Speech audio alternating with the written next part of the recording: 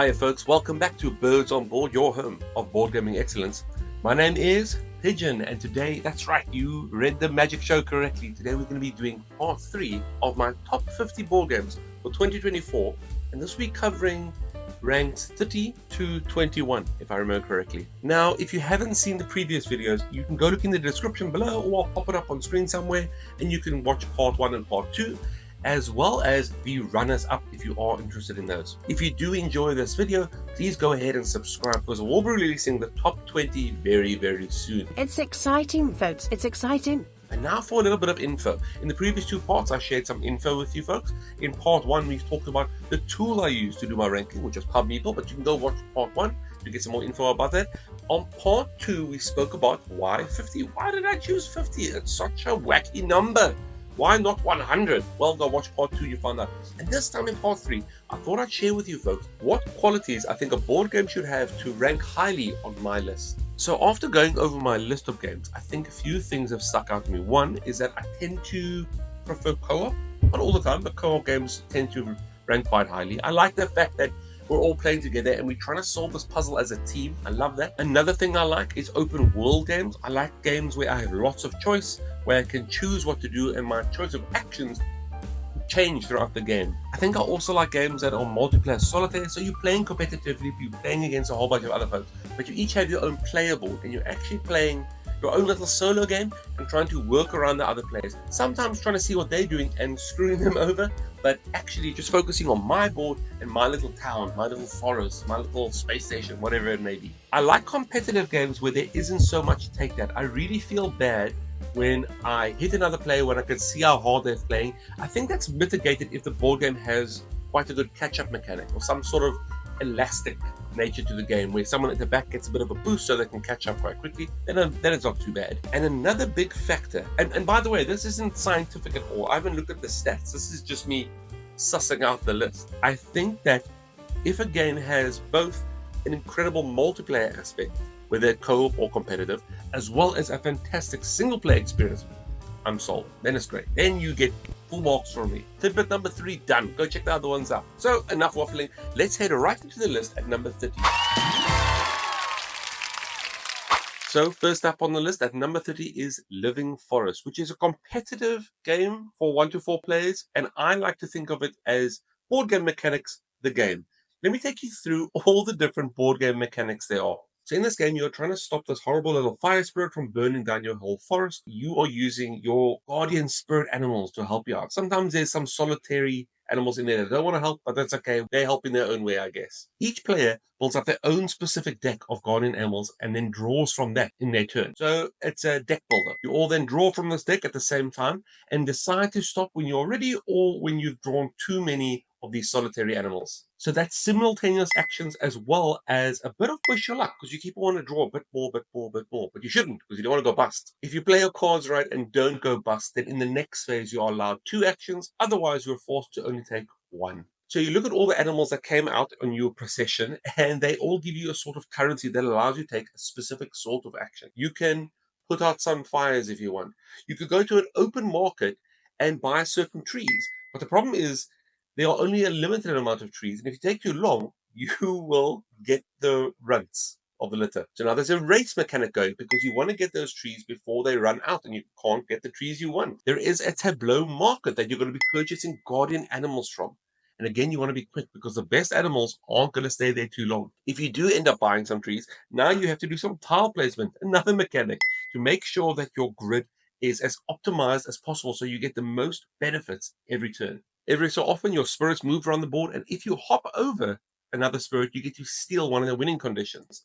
And now, there's a bit of take that. There's board movement and take that. There are so many board game mechanics on this game. I think the biggest positive for me in this game is the artwork. I absolutely adore it. I love the green, nature, spirity theme. I think it's something that I'm very biased towards, so it depends if you like it. I think it's beautiful.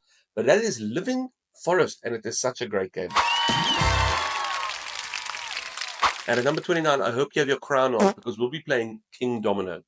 King Domino is a great tile placement game. It's from 2 to 4 players, it's competitive, and you are trying to build up the best little kingdom you can by drafting tiles and placing them as best as you can into your kingdom's grid. King Domino actually won the Spiel des Jahres for 2017, so you know it's good. It also has numerous expansions and spin-offs. I think there's even a dual version out now because people love it so much. It is so simple to teach. And once you've got the mechanics under your belt, you start building up different strategies and you start seeing how important your draft pick is, not only for yourself, for what you get to place in your kingdom, but also what you're leaving your opponents behind, and also who you're letting take the first pick in the next round. I love the components of King Domino. You get to build this fun little castle that has no other purpose than just to look pretty and to make you feel great when you put your little king meeple in the middle there. Some might see it as a palate cleanser, but I feel it's a bit more than that. It's a bit more chunky than a quick between game board game. I also think if you have any children in your family, it'll be a great one to start them on their board game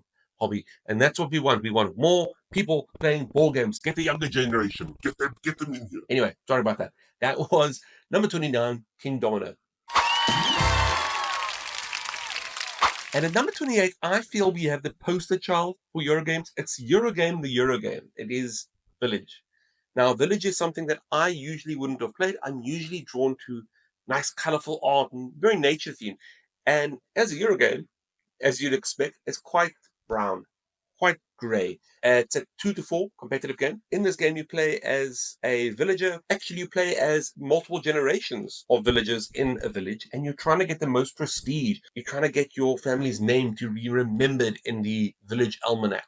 It's got multiple mechanics that you'd expect to find in a Euro game, but it's mostly worker placement, in my opinion. You go along completing certain tasks where your workers are placed, and when needed, you can create more workers. The game carries on playing until the village chronicle is filled up or the graveyard is filled up, and you'd rather want to be in the chronicle book because that's where you're getting some points. You're taking actions by placing your workers in certain areas, and you get these cubes, and these cubes are resources to allow you to play bigger actions, more fancy actions. And what's nice is these worker spots are actually seeded with random cubes each turn. So all of a sudden, there's certain areas that you weren't planning on going for. Remember, some worker spots might be short-term gain, some might be a long-term investment of points. You start going there because they have just the right cubes you need. There's a market you can go sell goods at. There is a place where you can buy ox wagons and markets to sell the ox wagon if you don't need it anymore. It's really fun. I really enjoyed it.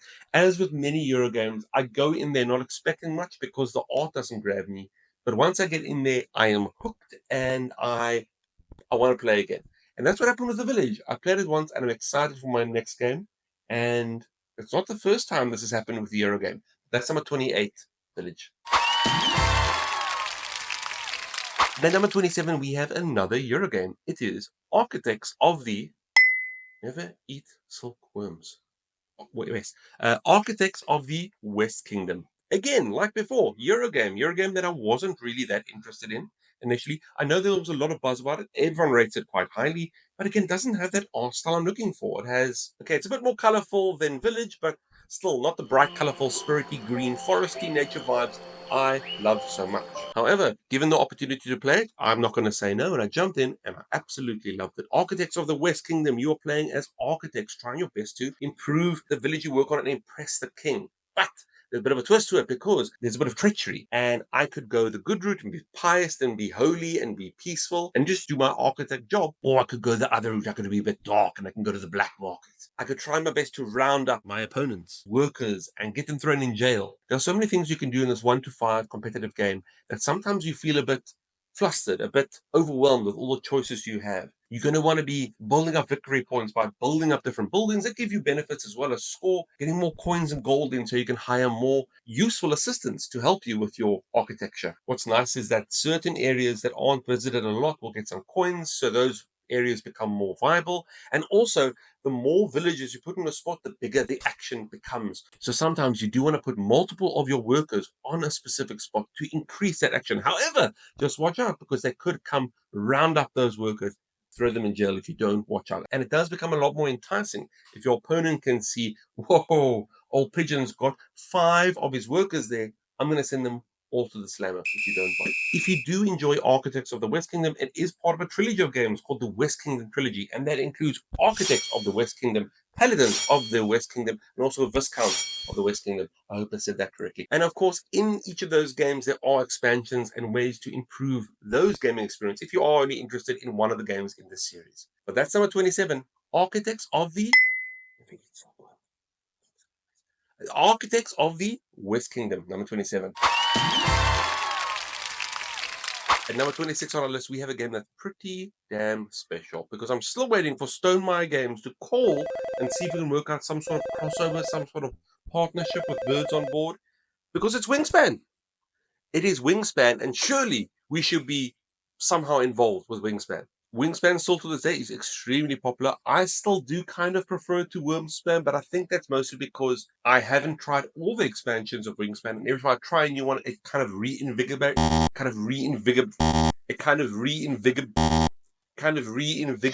my love for the game. It is a 1 to 5 competitive game where you are building the best habitats and trying to attract the best birds, and at the same time you are building this tableau and making the best engine. It is a really, really pretty game. And it is so good that, as mentioned before, it has spun off multiple expansions. More than that, scrap that. It's now built up its own series, its own franchise. You already know of Wormspan. Did you know, and this is hot off the presses, did you know there's now Finspan, a fish variant where you can now attract fish to your fishing pond? I don't know where you get them, but there's now Finspan. Finspan is out, and I know that sounds like such a random joke. It is not.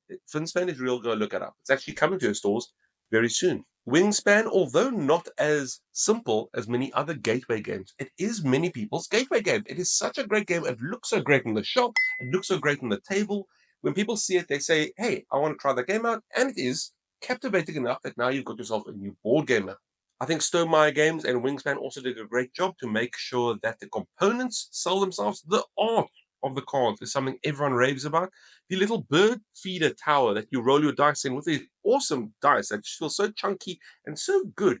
All the components in Wingspan are fantastic, and who can forget those absolutely scrumptious looking eggs that you use? Wingspan is a game that is on most people's top 10 lists, and I understand why. It is a great game. It is potentially evergreen, in my opinion. That being said, because Wormspan has come out and is learning what Wingspan does well and trying to improve on it, and now Finspan is coming out, who knows? Wingspan will always be great, but it might be the start of something even greater. Who knows what's next in the Span series?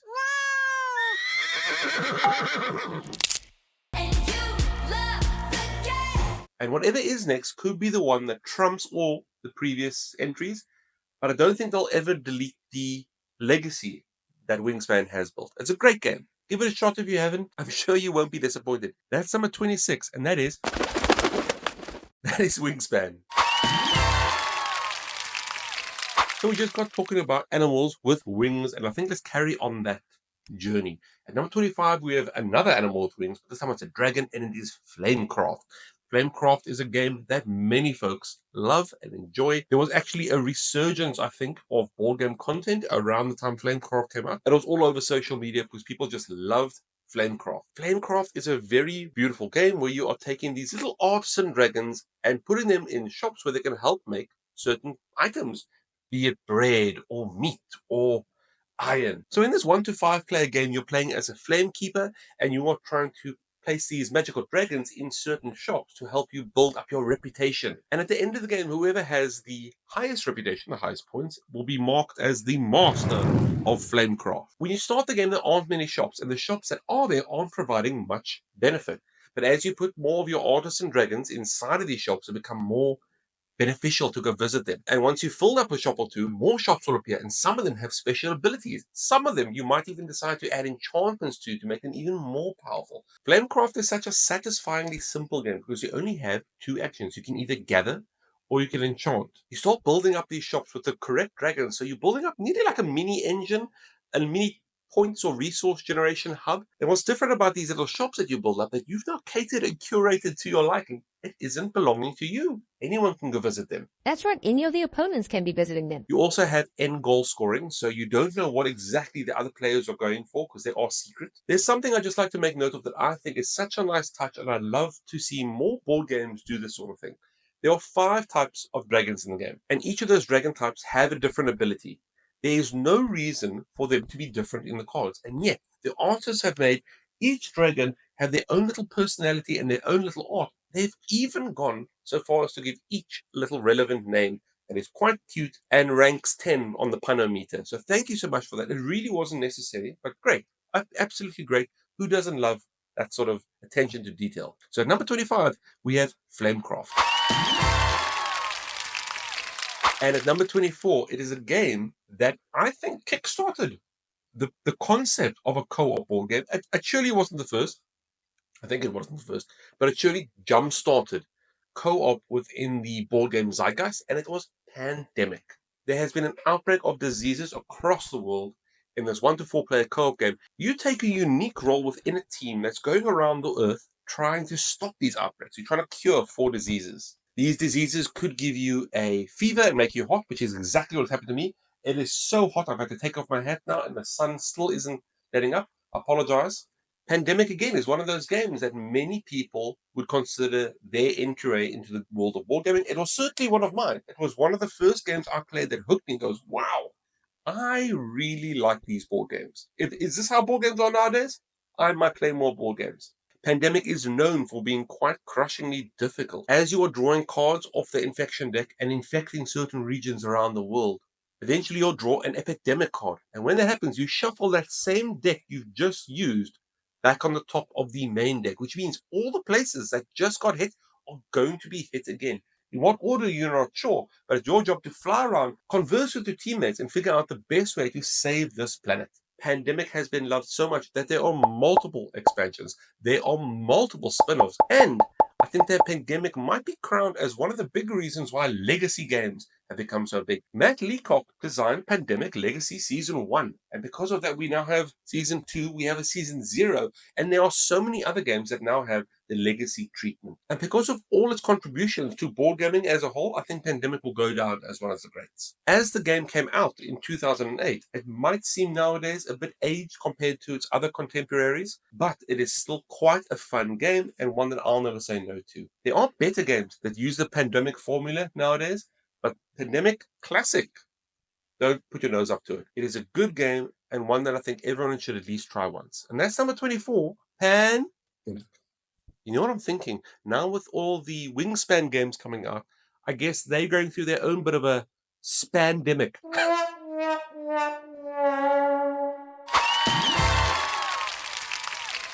Now, a lot of the board games I've mentioned here on part 3 of this list have been big contributors to the board game hobby as a whole. However, number 23 on this list is, in my opinion, the biggest contributor to board games as a whole, and I don't take that statement lightly. Number 23 is that old classic, is Catan. If you are watching this video, I assume you know Catan, have played it many times, or you are at least somewhat aware of it. Released in 1995, Catan was a game that changed people's perception of what a board game could be. It hooked people and made them lifelong aficionados of this hobby. In this 3 to 4 player game, you are playing as a settler on the island of Catan and trying to build up the best settlement. You gather resources with dice rolls, and then you try and trade with your opponents, hopefully giving yourself the edge while not pushing them too much towards victory. I cannot understate how huge Catan is. It has brought so many people into this hobby. It has so many expansions, so many spin-offs. There are massive big nationals and competitions all around the world, and there is no sign of this little board game slowing down. Catan is an international phenomenon, and I think that if there was a poster child for board gaming as a whole, Catan would be it. That being said, Catan is a game that it took quite a while to play. Again, it doesn't have the colors and nature and green art that I am usually fond of. I gave it a shot. To this day, I still struggle with the trading mechanic. Why should I be giving you my resources when you got your own? I struggle thinking how trading can only benefit me. Obviously, it's going to benefit the opponent. There are many ways to play Catan, even digitally nowadays as well, so there's no excuse for you not to play. I'm certainly looking forward to playing the game more because I think there's so much strategy and skill that I could potentially still learn, that I could be a bit more of a competitor. Nowadays, I'm just the guy who tells jokes while I trade some sheep away. But that's number 23, Catan, one of the greats. I think that the term "I've got wood" was always popular, but Catan made it a household phrase. Shut up! At number 23, we have a board game whose theme is not something I'm usually drawn to. It's space. I'm not usually drawn to space-themed board games for some reason. I always end up loving them, but it is not something I'm initially drawn to, at least. Number 22 is Xia, Legends of a Drift System, and it is an expansive sandbox spacefaring adventure. It is a 3 to 5 competitive game where each player takes the role of a lowly starship captain.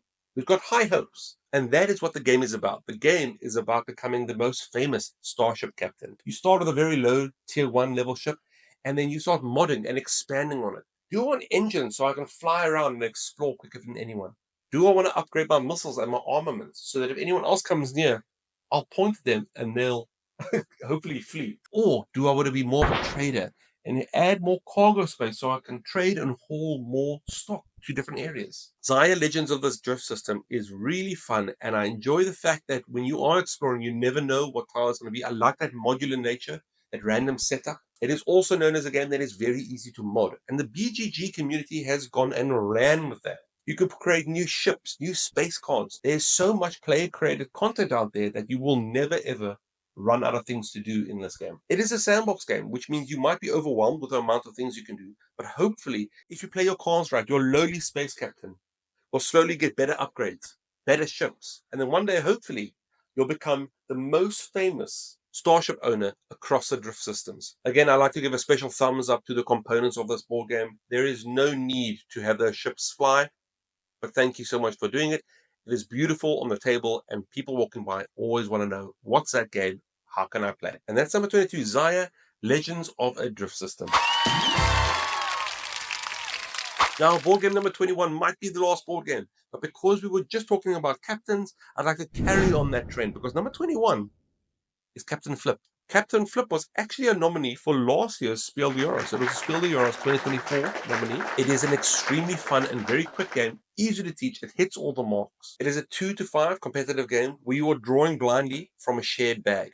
Your choice at this stage is to either place the tile or flip and place it. And that's it. That's the rules. Draw a tile, place it, or draw a tile, flip and place it. It might sound simple, but there's a lot more nuance that goes into Captain Flip.